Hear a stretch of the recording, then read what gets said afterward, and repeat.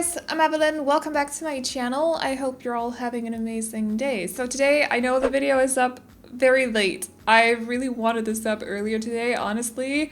I got a little bit sidetracked because of an announcement or like news and stuff. So we're not gonna get into that, but I just wanted to say congratulations.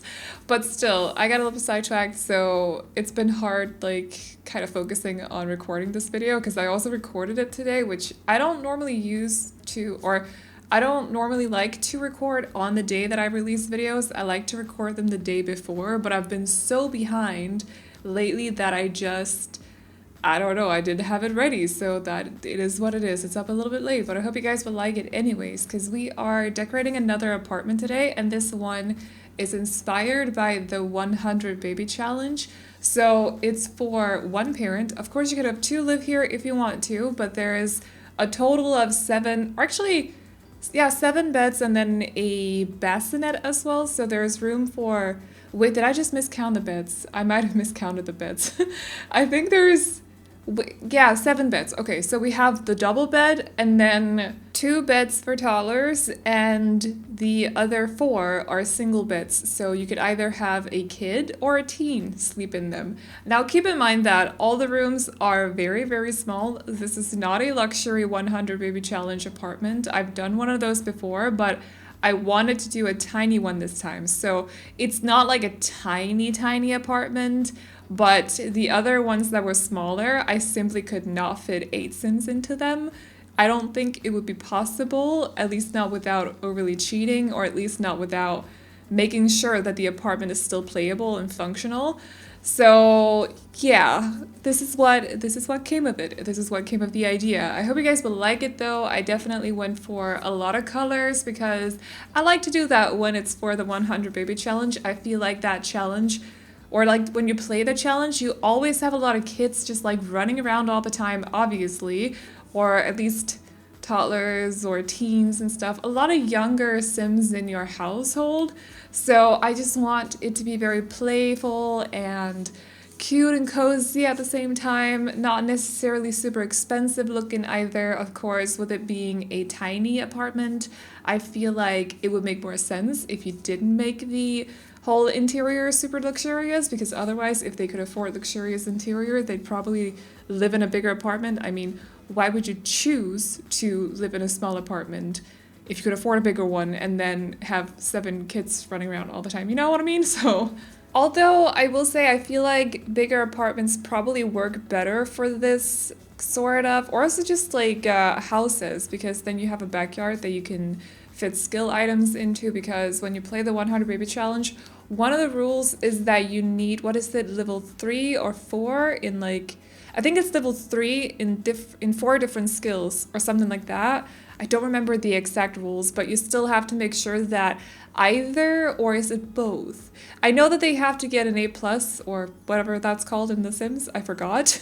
But I know that they have to be like good in school and then also have a certain amount of skills to a certain amount of skill points. So I feel like that's a little bit easier if you have more space to deal with, which is why a tiny house or a tiny apartment might not be the optimal choice for you if you play this challenge. But it's fun to start out with, I suppose, even though like if you play the challenge according to the right rules, you wouldn't be able to afford this apartment anyways, because I always go crazy with decor, you guys know this. So that might be a little bit of an issue, but it's still fun to like decorate for the challenge, even though it's not like following the rules and stuff. Hopefully you guys get what I mean. But yeah, definitely missing some logic items in this house. I couldn't really fit them in anywhere, but there's always, like, I like to keep this in mind when I decorate tiny houses, for example, that a bookcase, if you have a bookcase in your apartment or house or just whatever you're building, a mansion, and you just don't want any skill leveling items anywhere, you can still level up skills through the bookcase. So that's always a thing to keep in mind. You don't need like a chess table over there and the alchemy set over there. You don't need those items. You can just do it through the bookcase. I know that it's super annoying to use the bookcase because your sim will at some point just decide, I don't want to read anymore, but it is possible. So you know, if you keep that in mind, this apartment is good to go for the 100 baby challenge, but I would definitely recommend that you just keep the logic thing especially in mind, because what is it that children need? They need the motors, no, that's toddlers. Motor skills for children, I don't know. Anyways, they need, or is it called motor skills? They need the fitness thing that's not called fitness for children, because that would be kind of weird. Unless it is, then I'm kind of concerned. But they need that one, and also the logic, or charisma as well, I think. Something about talking, and I forgot the last one. Creativity as well, yeah. So you might want to play as a drawing table in the hallway, for example. As for the rest, you know, no room for a chess table, sorry. It takes up 3 slots. It's a lot when you're building a very small apartment for a total of 8 Sims. Technically 9, but it's a very big item for that. So unfortunately, no chess table, no alchemy table, or whatever. There's actually a new alchemy table that's coming with a new pack. It's so gorgeous. I love it. I was kind of like questioning a little bit, like, why would you put an alchemy table in this pack? I feel like that's a bit of a weird choice, but it's so beautiful. And I realized that we didn't actually have an alchemy table other than the base game one. And the base game one looks very outdated by now. The new one is super detailed. It's actually really cool. So I'll probably be using that from now on a couple of times, I think, at least a couple of times. Because I'm not really like, I don't know, I don't feel like I would put an alchemy table in every children's room. I feel like in real life, have you ever seen an alchemy table? Some of you guys probably have. I should stop talking about this now. Because whenever I say like, oh yeah, there is no woodworking table in any house whatsoever, like 20 of you will be like, yeah, we have one out in the garage. I don't know where you're talking about. And it's true, like we have very diverse homes, all of us. So I'm sure that some of you guys have an alchemy table. It wouldn't surprise me. One that's safe for the house though, at least. So anyways, we are decorating the mom's house, or her separate house somewhere out in the country where she can relax away from her children. No, I don't know what I'm talking about. We're decorating her bedroom now, just in case you hadn't noticed, because I called it a house. I don't know, wishful thinking. Sticking to sort of the same color scheme as we did in the living room, except I went for purple instead of yellow. Generally, I feel like I didn't really stick to any color scheme. I think I just went overboard with all the colors because I was just in that kind of mood. It's a good day today. I just feel like I had to like just add a lot of color into this house, make it crazy. So yeah, this is just a mix of different colors. I was having a few issues with the bed blocking since I put down the bassinet, but I did fix that. So all the narrow spots around this house, I have actually checked and fixed. So it should be fully playable. If you have a few issues, just, you know, like, because it might be different from game to game, that does happen. I've had specific houses where I've thoroughly playtested everything, and then I still get comments like, this wasn't actually working for me, which is super confusing, and I don't know why that is, but sometimes it might be working for me, but it's not working for you guys. That's just how the game works, apparently. Like, the scoot over trick works for some people, but it doesn't work for other people. I don't know what is that about, whatever. But so if you are having issues with any of the furniture, all you gotta do is just make sure you hold down, of course, first of all, activate bb.moveobjects on, because otherwise you're gonna have issues placing down that item, because everything is so close put together in this apartment.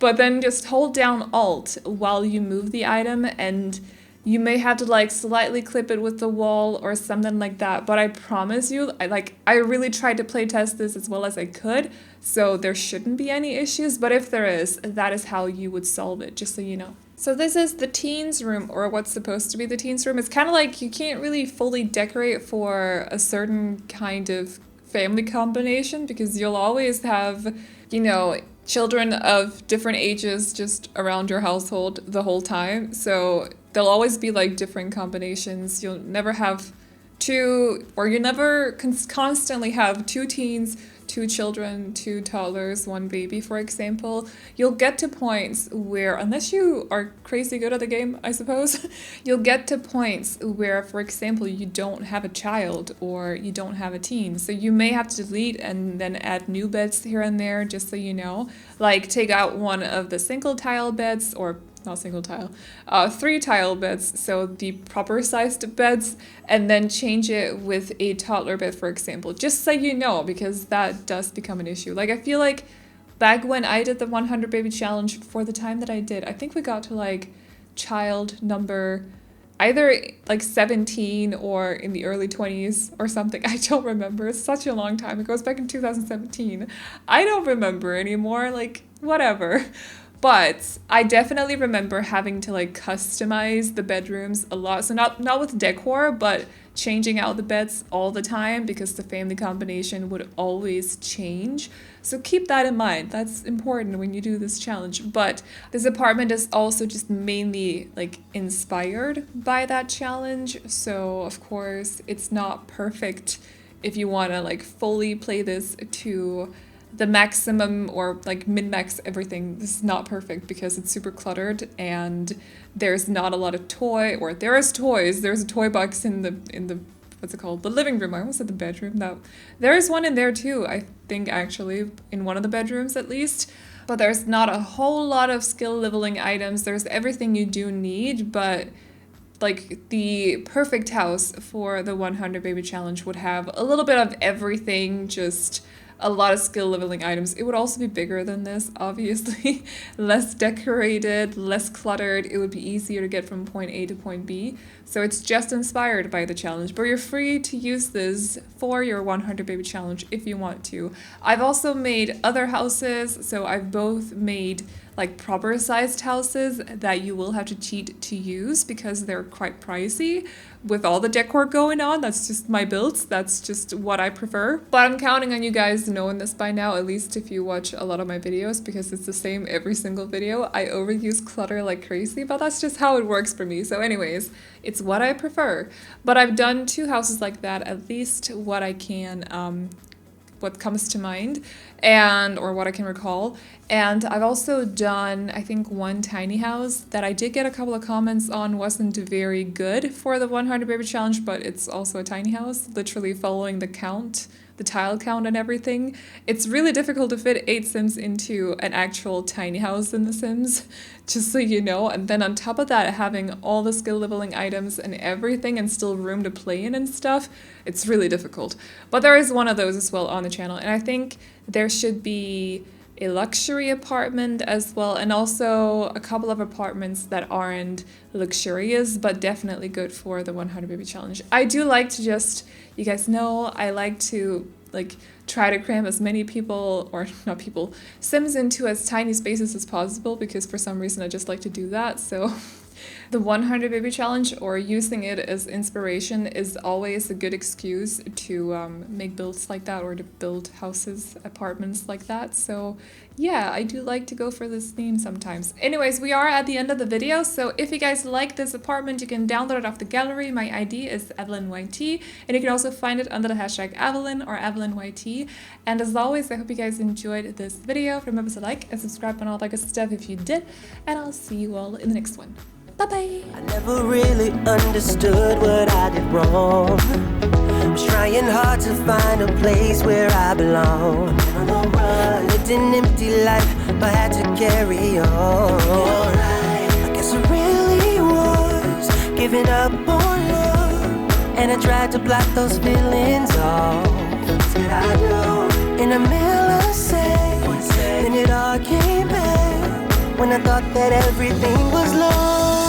On a cold November night, when I met my Mrs. Right, made my feelings come to life again. When I thought I didn't care, I just saw her standing near, made my feelings come to life again.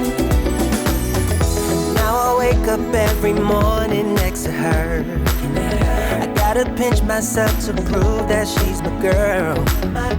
There's no place I'd rather be here in this world, 'cause I have no doubt, and I know she is the one. I guess I really was giving up on love, and I tried to block those feelings off. What did I do? In the middle of say, then it all came back when I thought that everything was lost.